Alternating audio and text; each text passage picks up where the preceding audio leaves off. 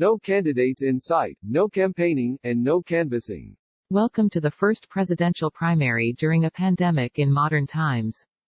Voters in 3 states will briefly head to the polls with trepidation on Tuesday, with the country facing an unprecedented crisis as the coronavirus has forced most Americans to self-isolate in their homes in hopes of stemming the spread of the outbreak. Coronavirus, what you need to know. On primary eve, Ohio's governor used an emergency order to postpone his state's contest after the Centers for Disease Control (CDC) urged against any gatherings nationwide of 50 people or more. We cannot conduct this election tomorrow, Gov. Mike DeWine stressed. While the polls will be closed in Ohio, contests in Arizona, Florida, and Illinois will go forward on Tuesday. And that could give Democratic presidential nomination frontrunner Joe Biden a chance to deliver a potential knockout blow to Senator Bernie Sanders, who's fighting to avoid elimination from the White House race.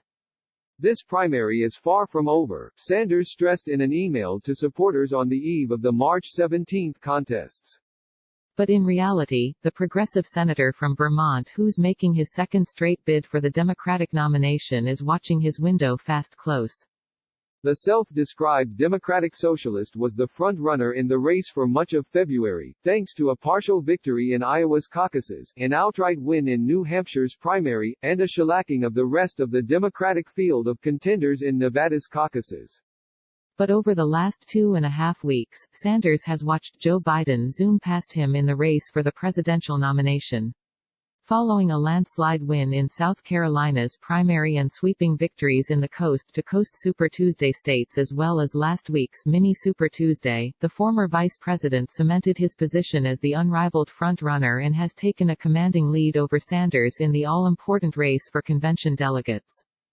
At the same time, Biden's seen a tidal wave of support and endorsements from current and former members of Congress, governors and state lawmakers and party rainmakers, as centrists, moderates, and the party establishment have all coalesced around the former vice president in hopes that they've found the contender who can take out President Trump in November's general election. The public opinion polls in all 4 states voting Tuesday indicate Biden enjoying large double-digit leads. And Sanders lost all 4 of the states 4 years ago to eventual 2016 nominee Hillary Clinton. Primary primer, past Florida winners. With 219 pledged delegates at stake, Florida's the biggest prize. Illinois has 155 delegates up for grabs, followed by Ohio at 136 and Arizona with 67. While Sanders scored points at Sunday night's Democratic presidential nomination debate, he didn't deliver a knockout blow to Biden that was needed to change the primary narrative that the independent senators living on borrowed time.